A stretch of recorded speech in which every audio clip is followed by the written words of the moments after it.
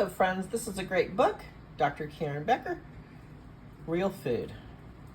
If you're going to make homemade dog food, which I highly recommend, you definitely want to get this book. So she's got a recipe to make vitamins for your dogs, and she tells you what human vitamins to buy, what brand, what milligram, and how many of each to put in to make the recipe. And I just blend it up in my blender. Also, if you're not feeding raw bones or ground up raw bones, you definitely want to add a bone meal. And this is the brand she recommends. And then this mineral supplement I buy from Youngevity, but you can also find it on Amazon now. And I buy this for the minerals. It says enzymes, amino acids, which are great, and vitamins, but it's the plant-derived minerals. This is great.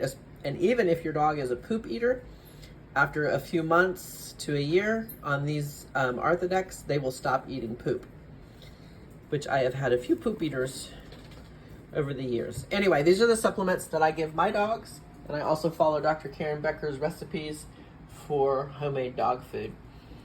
And if you can't or won't do the homemade dog food, I highly recommend that you use a food grade dog food opposed to a feed grade.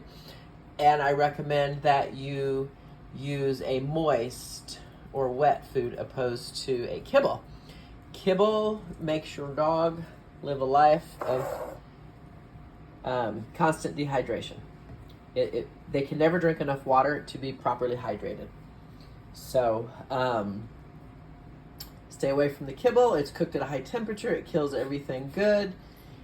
And no matter how great they say the kibble is, the way they cook it makes the meat cancer causing and the vegetables cancer causing.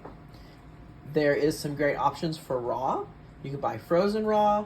You can buy freeze-dried raw. And that's great. Very, very healthy.